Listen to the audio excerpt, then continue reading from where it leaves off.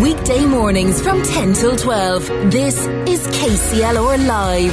Now, next Wednesday is Menopause Awareness Day. In fact, we're in the middle of World Menopause Awareness Month. And menopause, of course, well, don't get me started on that, because I could tell you things that, well, actually, let's just say it's not a particularly pleasant time for most women. Although some women, some very lucky women, seem to, well, just sail through it. But for the majority of women, that is not the case. I'm delighted to be joined now by Margaret Kirby, who is an occupational health and safety professional and is very much an expert in this field. Margaret, thanks for joining us this morning. And I mean, I know we can smile and we can laugh, but actually, for many women, this is a particularly unpleasant time. And I think it's something that, even though we can talk about it, unless you're going through it, you don't really understand how it can impact you. Thanks, Carol. I'm delighted to be here. As Carol mentioned, I'm an occupational health and safety expert, and I work for the Health and Safety Review publication. And yes, the menopause is very topical, and it's something that's getting more and more awareness over the last couple of years. A recent piece of research that came out from Tallaght Hospital is very interesting, because it highlights really for Irish women what are the main symptoms that are impacting them in the workplace. And there's 3 top issues that have come out, and one of them is fatigue, just feeling exhausted. The second one is sleeplessness, not being able to sleep at night, which leads to the fatigue as well, or it doesn't help. Yeah. Yes, and it all feeds into each other. And the third one is brain fog, poor concentration. And what's really interesting about this research that came out is that it's showing that for a lot of those women that responded to that survey, they're saying that it's impacting them in the workplace up to 50% of their time. And that's really significant for employers to be aware of, because if it's impacting women that much in the workplace, they really need to know, well, what supports can we put in place to protect our employees? Because at the moment, there is a skills shortage out there. If you have somebody in the workplace that's a valuable employee, you want to retain them. And one of the issues that came out of this survey is that women are actually struggling to hold on to their jobs when they're experiencing severe bouts of menopause symptoms. And if we can provide the right advice for employers in terms of what they can do to help their employees, it's not only good for the employee, it's also good for the workplace and maintaining the employee in that workplace. Absolutely. But I think herein, lies the issue, is that if you're a woman in the workplace, how comfortable do you feel going to your employer to say, look, I'm having problems at the moment because I'm, going through the menopause. And even though we're all talking about this more now than we ever did before, which is only a good thing. From my perspective too, is there not a danger that actually we're talking about it so much that people are getting a little bit jaded about it, which brings its own issues with it. Do you know where I'm coming from on that? Yes. And, if you're trying to, it's hard enough for women in the workplace anyway, but if you're trying to really get on, the fear is that if you mention that you're experiencing an issue, well, there's your chance of promotion going down the line, because even though nobody's going to come out and say it to you, because obviously they can't, yes. Well, John down the hallway, well, he's not going through that. So actually we can rely on him more than we can rely on Mary down the other end of the hall, because, well, she's menopausal. Yes. Carol, that's a great point. And it's really relevant, because again, in this research that was done recently here in Ireland, that came out as a top issue, that many women actually have had to change roles. They've either had to stop night shifts if they're on night shift work, or they've had to take a step back from their career. And that's not good for the woman, and it's not good for the employer. A lot of women in the survey also revealed that they're not comfortable talking about their symptoms with their manager or with their employer. And that's totally understandable. When I took this research a step further, I spoke with different companies across Ireland, and I talked to them about, well, who owns this issue in your workplace, and what supports do you have in place? And for larger companies, it's probably a different picture. Some of them have access to occupational health supports, where you have a specialist occupational health nurse or doctor that can assess the woman, talk to her confidentially, and they can make recommendations about job modifications, maybe reducing hours, maybe stopping night shifts for a period of time when symptoms are quite severe. For smaller workplaces, it's more challenging. And a lot of it goes back to the culture that's in the workplace. How comfortable is the woman speaking to her employer, to her boss or her manager about what's happening for her at this particular time?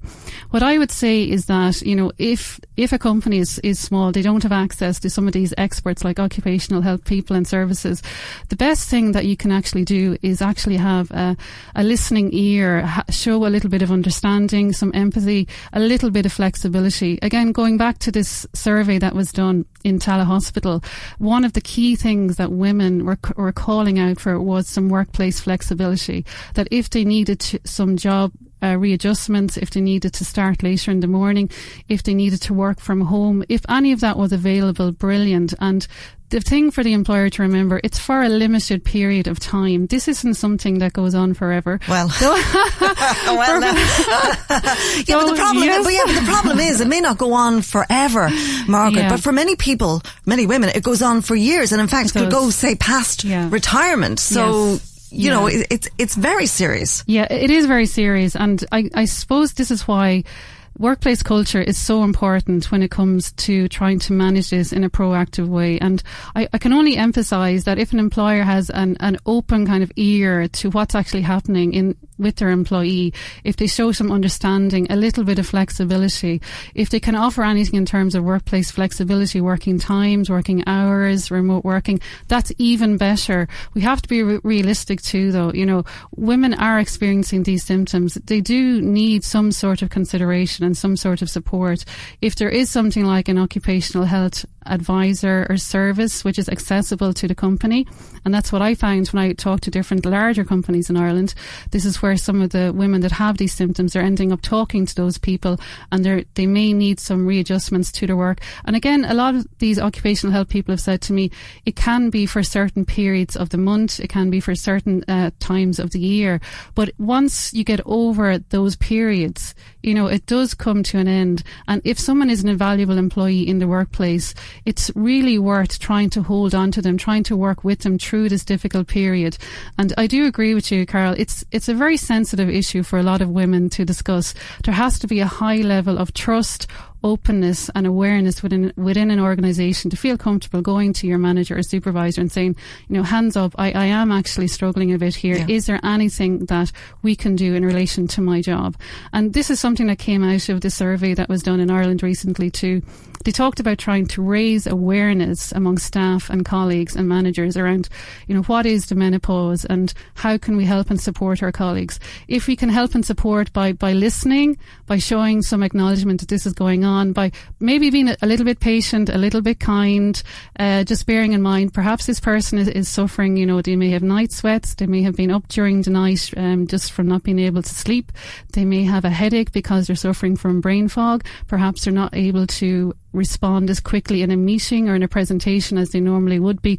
A little bit of understanding and kindness can go a long way. The brain fog is absolutely, I mean, it's an incredibly horrendous thing because, you know, half the time you feel like you're going mad. Yes. I agree with you. Yes. And again, the research goes back to this. It's one of the top 3 symptoms, Carol: brain fog, poor concentration. And if a woman is in a workplace meeting, doing a presentation, trying to gather her thoughts and make decisions, it can be quite difficult to funnel one's way through the brain fog to actually figure out, what am I meant to be saying here?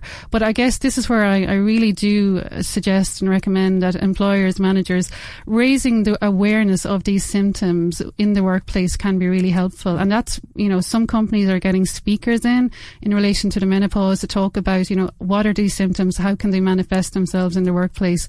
Awareness is important because awareness lends itself to understanding, and understanding lends itself to, like, let's give this person some consideration in terms of we want to keep them in the workplace. They're a valuable employee.